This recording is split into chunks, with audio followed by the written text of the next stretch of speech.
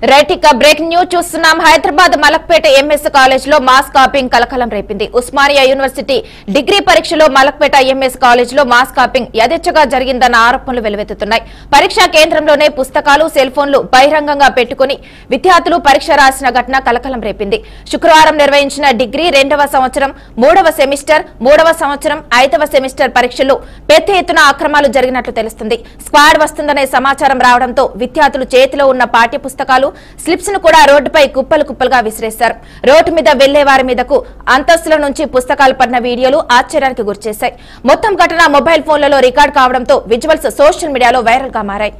Hyderabad Malakpet MS college లో mass capping కలకలం రేపింది. ఉస్మానియా యూనివర్సిటీ డిగ్రీ పరీక్షల్లో మలక్పేట ఎంఎస్ కాలేజ్ లో మాస్ కాపింగ్ యథేచ్ఛగా జరిగిందన్న ఆరోపణలు వెలువెత్తుతున్నాయి. పరీక్షా కేంద్రంలోనే పుస్తకాలు సెల్ ఫోన్లు బహిరంగంగా పెట్టుకుని విద్యార్థులు పరీక్ష రాసిన ఘటన కలకలం రేపింది. ఇక ఇదే అంశానికి సంబంధించి మరింత సమాచారాన్ని మా ప్రతినిధి రామకృష్ణ అందిస్తారు. రామకృష్ణ, చెప్పండి. మానస, ఏదైతే హైదరాబాద్ మలక్పేట ఎంఎస్ కాలేజీలో degree exams semester final exams జరుగుతున్నాయి. దానికి సంబంధించి ఏదైతే మాస్ కాపింగ్ జరుగుతుందో దానికి సంబంధించి మైక్రో జిరాక్స్లతో పాటు స్టూడెంట్స్ బుక్స్ సెల్ ఫోన్లు తీసుకెళ్లి లోపలికి వెళ్లి ఎగ్జామ్స్ రాసే పరిస్థితి నెలకొందని చెప్పుకోవచ్చు.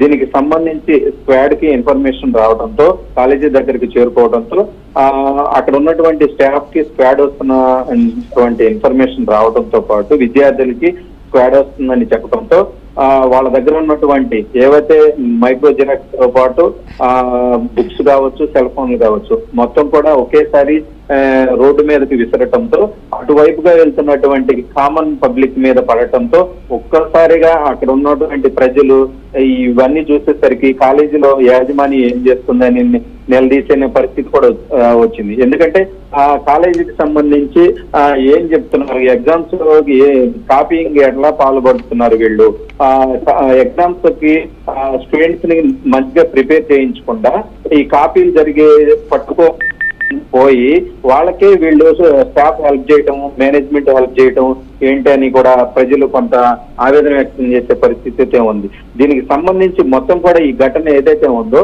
ఈ మాస్ డిగ్రీ సెమిస్టర్ కి సంబంధించి final exams second year, third year, first year మొత్తం కూడా 3 ఇయర్స్ జరిపి సెమిస్టర్ ఫైనల్ ఎగ్జామ్ జరుగుతున్నాయి. ఫైనల్ ఎగ్జామ్ సంబంధించి భారీ ఎత్తున మాస్ కాపింగ్ జరిగిందని కూడా చెప్పుకోవచ్చు. దీనికి సంబంధించి కూడా స్క్వాడ్ కూడా కొంతమందిని పట్టుకోవడం జరిగింది.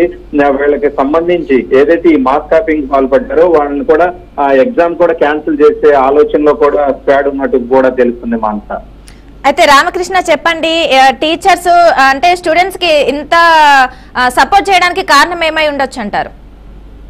అదే మానస, ఏంటంటే వీళ్ళ దగ్గర నుంచి ఫీజులు వసూలు చేస్తారు. కొంతమంది కాలేజెస్ కి రాకుండా బయటగా వేరే వర్క్ చేసుకుంటా జులైగా తిరుగుతూ ఉంటారు. వాళ్ళ దగ్గర ఎక్స్ట్రా మనీ తీసుకుని మీకు హెల్ప్ చేస్తామే ఎగ్జామ్ సెమిస్టర్ ఫైనల్ ఎగ్జామ్స్ అని చెప్పడంతో యాజమాన్యం కూడా కామ్ గా కూర్చుని ఇన్సులేటర్ ఎవరైతే ఉంటారో వాళ్ళకి స్టూడెంట్స్ కి హెల్ప్ చేసే తీరులో ఉంది. ఈ ఘటన మొత్తం చూస్తుంటే రోడ్డు మీద కుప్పలు కుప్పలుగా ఏవైతే జాక్సులు కావచ్చు, టెక్స్ట్ బుక్స్ కావచ్చు, సెల్ ఫోన్లు కావచ్చు, ఈ మొత్తం కూడా చూస్తుంటే కాలేజీ స్టాఫ్ అసలు స్టూడెంట్స్ కి సబ్జెక్ట్ నేర్పించారా లేదా కాపీలు ఎలా రాయాలా నేర్పించారా అన్న విధంగా ఈ ఘటన చూస్తే మనకు అర్థం అవుతుంది. మనం అయితే దీనికి సంబంధించి కాలేజీ యాజమాన్యం కానీ వాళ్ళ విద్యార్థుల తల్లిదండ్రులు కానీ ఏమంటున్నారు?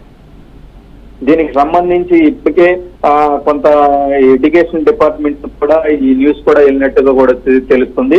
దీనికి సంబంధించి ఏదైతే ఇక్కడ మాస్ కాపింగ్ జరిగిందో అది క్యాన్సిల్ చేసే యోచనలు అయితే ఉన్నట్లుగా కూడా తెలుస్తుంది. మానస, ఓకే, థ్యాంక్ యూ రామకృష్ణ.